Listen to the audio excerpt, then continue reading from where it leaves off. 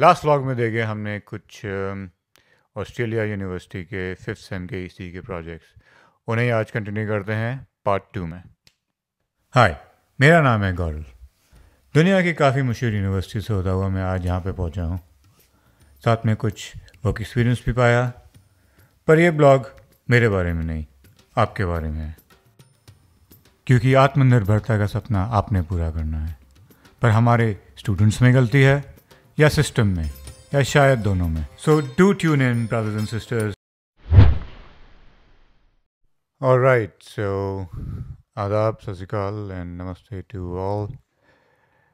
Welcome back to my vlog where we covered last time 5th sem के ECE के कुछ projects, mostly MATLAB based. अगर आपने नहीं देखे हैं तो ज़रूर देखिए. My help and my wishes are with you on that. So do try them.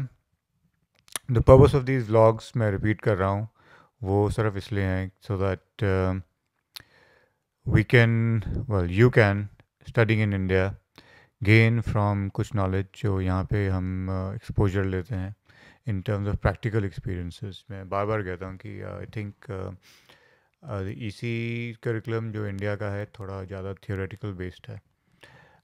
If somehow आप इन projects को अपने time दे के थोड़ा ऐड कर सकें, then आपकी value for your employers during placement interviews would be slightly higher. So my wishes are with you on that also. So having said that, let's dive ahead. So I wanted to cover थोड़े कुछ एक project थे हमारे, दो projects थे actually, एक sensor technology के course में.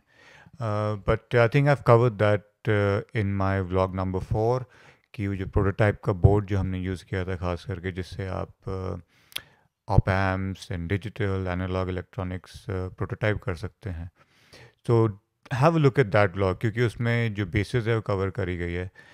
सो मैं उसे दोबारा रिपीट नहीं करना चाहता, just to cover the project के डिटेल्स, बिकॉज प्रोजेक्ट के डिटेल्स आपको अगर आप इंटरनेट पे ढूंढेंगे तो खुद काफ़ी कुछ मिलेंगे. So that's why इस वाले व्लॉग में फोकस होएगा analogue device.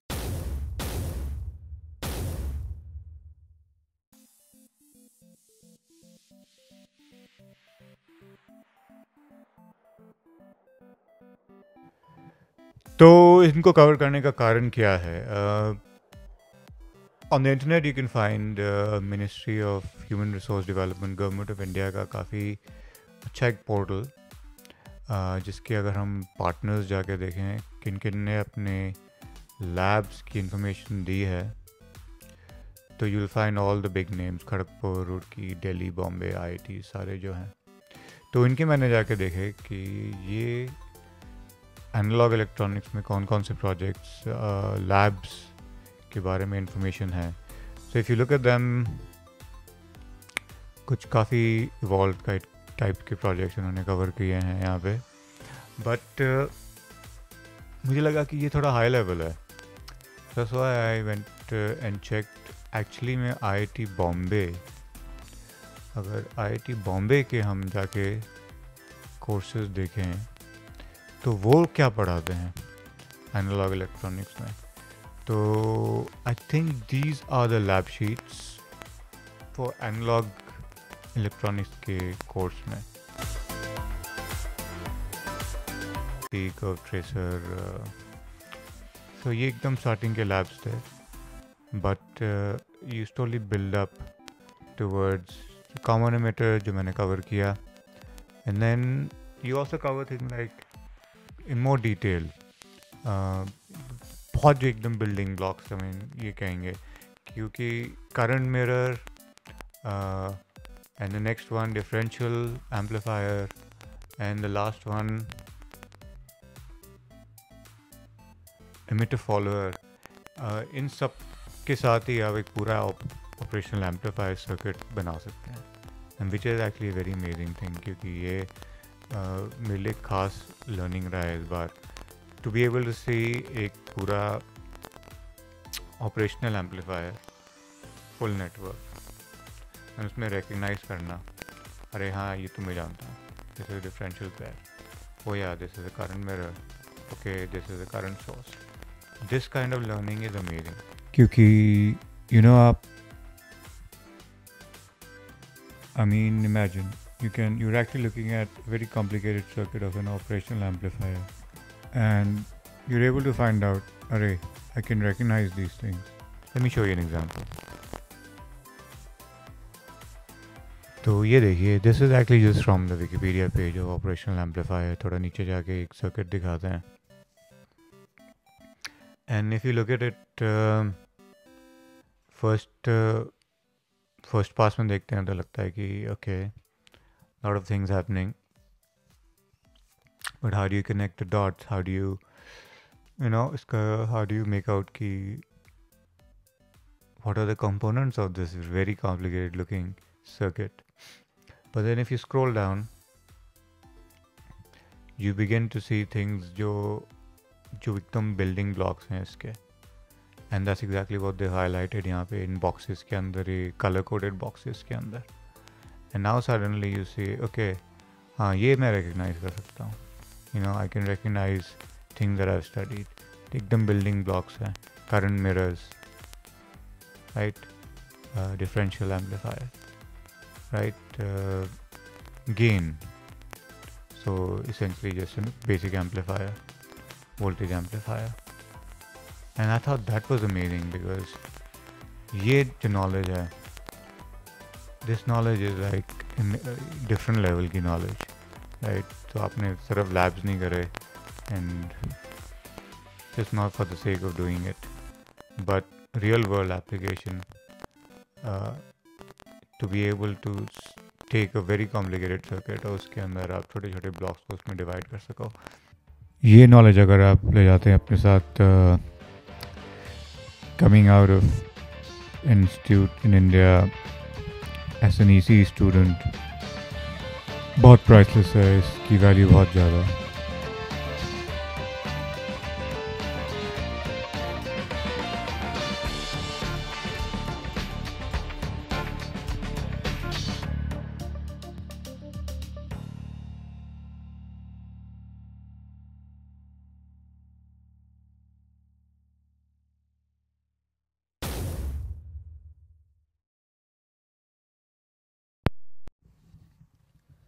Alright, so welcome to some extra footage. ये मेन वीडियो में इंक्लूडेड नहीं था बिकॉज ये सिर्फ EC स्टूडेंट्स को सुनने में मज़ा आएगा. तो यहाँ पे हम क्या कर रहे हैं कि we are going to compare एक वन ऑफ द लैब सिर्फ IT बॉम्बे का, एंड उसको कंपेयर करेंगे कि यहाँ की अप्रोच क्या है, ऑस्ट्रेलिया में अप्रोच क्या है. तो छोटा सा लैब है, 10 स्टेप का, इतना कुछ है नहीं. 2 कन्फिग्रेशंस बनाने को दी हुई हैं स्टूडेंट्स को. कॉमन एमिटर आप सबको याद ही होगा, बेसिक सा एक सर्किट है लेफ्ट साइड पे, 4 रजिस्टर बायस वाला common emitter amplifier simply, and उसको थोड़ा एक्स्ट्रा ले गए हैं राइट साइड पे विथ पार्शियल बायस. तो इतना उसमें कुछ डिफरेंट है नहीं. रजिस्टर एमिटर वाले के 2 पार्ट्स में डिवाइड करा हुआ है. उसका खैर जो भी रीज़न हो वो लैब में समझाया होगा, आई एम श्योर. बट ज़्यादा इम्पोर्टेंट है इस अप्रोच को कंपेयर करना अपनी ऑस्ट्रेलिया के अप्रोच से. सो ऑस्ट्रेलिया में क्या है, but even before that actually मैं बताऊंगा कि हमारा जो जितने भी लैब्स हैं वो सब इस वेबसाइट से हैं, एनालॉग डिवाइसेस की. एनालॉग डिवाइसेस का आपने होपफुली नाम सुना होगा.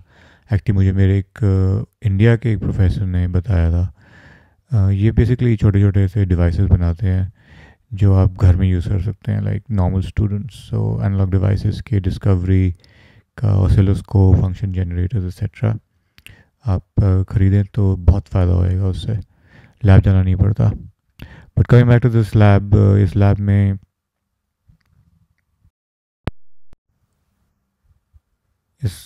Essentially starting with a very simple circuit. And ये एक्चुअली अप्रोच अच्छी है क्योंकि बहुत सिंप्लीफाइड अप्रोच है. आप देखेंगे कि कुछ ज़्यादा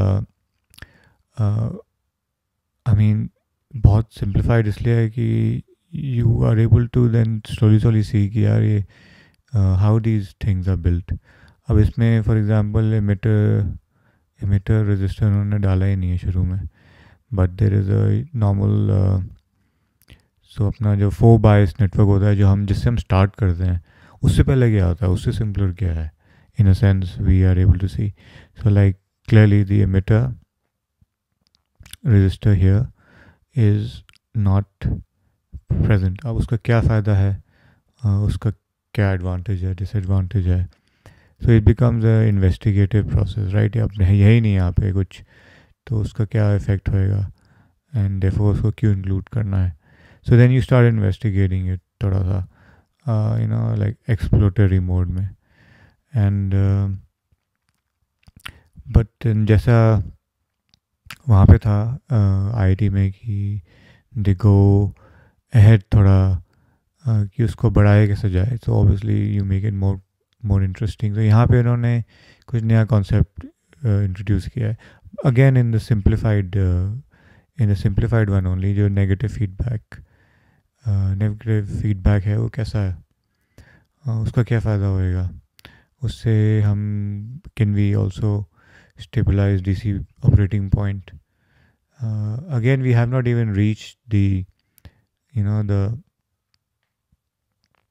basic one, जो 4 bias network है, वहाँ तक तो अभी हम खैर पहुँचे भी नहीं हैं. And again, it highlights that how you can explore things. So that was the second last of the circuits.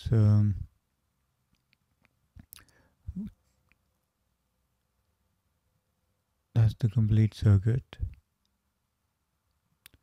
But of course, we sort of go towards the end, and we introduce with a final circuit which starts looking more like जो first चीज़ हम सीखते हैं वो यहाँ पे last चीज़ होती है, इन a sense ऐसी फीलिंग है. तो अब जाके रजिस्टर आया है एमिटर में, एंड नाउ ये थोड़ा देखने लगता है जो हम नॉर्मल यूज टू हैं पढ़ने में. I think that was basically the reason मैं ये दिखाना चाहता था, बिकॉज जो डिफरेंट अप्रोच है दोनों स्टडिंग मेथडोलॉजीज़ में, या वो इस लैब में काफ़ी अच्छी तरह आई हैं. मेन यही मैं सीखता हूँ कि जहाँ पे वो theoretical point of view start होता है, उससे पहले भी कुछ चीज़ें हैं समझने वाली, देखने वाली और ख़ुद ही इन्वेस्टिगेट करने वाली, और वो अप्रोच यहाँ पे लिया जाता है.